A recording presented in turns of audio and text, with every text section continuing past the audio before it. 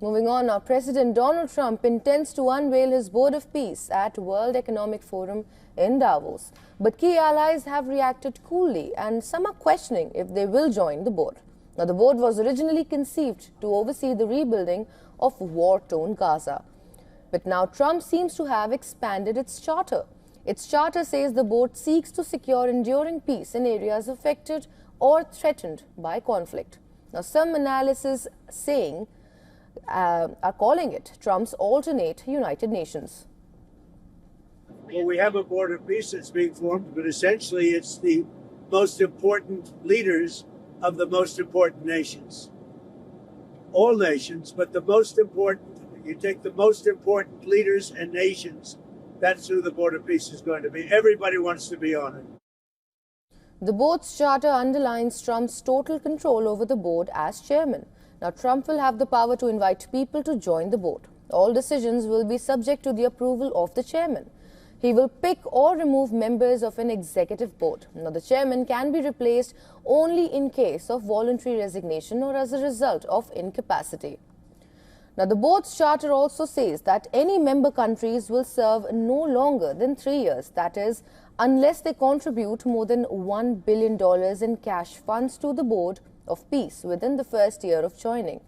The charter does not specify who will control the fund, but Trump will exclusive the authority of it. Now, the White House has asked various world leaders to sit on the board, but several countries are yet to respond to the invite, and some are refusing to even join. Now, French foreign minister told lawmakers that it cannot join the board at this stage. Now, Barrett also added that it is incompatible with France's international commitments and in particular its membership in the United Nations. Another report citing a source close to French President Emmanuel Macron said that it does not intend to answer favorably to Trump's invitation. Canada's Prime Minister Mark Carney has indicated that he would accept an invitation to join, but a source in the Canadian government said Ottawa will not pay to be on the board. Several countries have said they received invitations to join the board in recent days, including Argentina, Belarus, Canada, Australia, Egypt, Pakistan, Jordan, Turkey, Israel and India. The Kremlin has said that Russian President Vladimir Putin has also received an invitation. It is studying all the details of the proposal and hopes to contact Washington to clarify all the nuances. President Trump also wrote to Prime Minister Narendra Modi inviting him to embark on a bold new approach to resolve global conflict. Now, India is yet to take a call on joining the board. Some of Trump's invites have not gone well with Israel. Now, Prime Minister Benjamin Netanyahu reiterated Israel's objection to the composition of a US-backed advisory panel. He vowed that there would be no place for Turkish or Qatari soldiers in post-war Gaza. Trump has invited officials from both countries to join the executive board.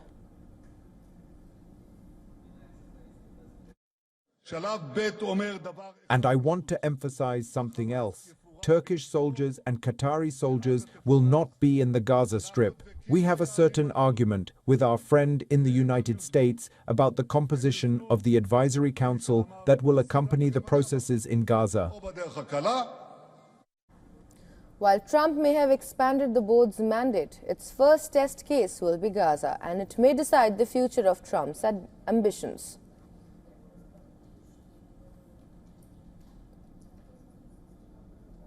For more on this, our correspondent Susan Terani has sent us this report from New York. Take a look.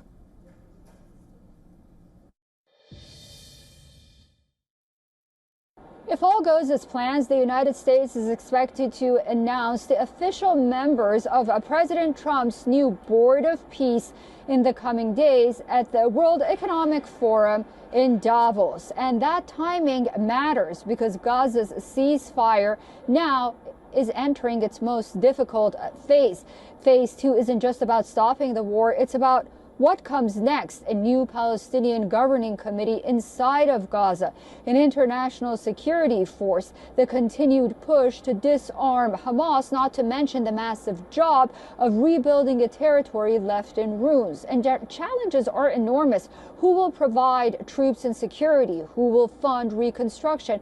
And will Hamas actually give up its weapons. And politically, President Trump's board is already being framed as something that could rival the United Nations, raising questions about legitimacy, buy-ins, and whether or not key countries will ultimately sign on. Susan Tehrani reporting from New York for WION World is One.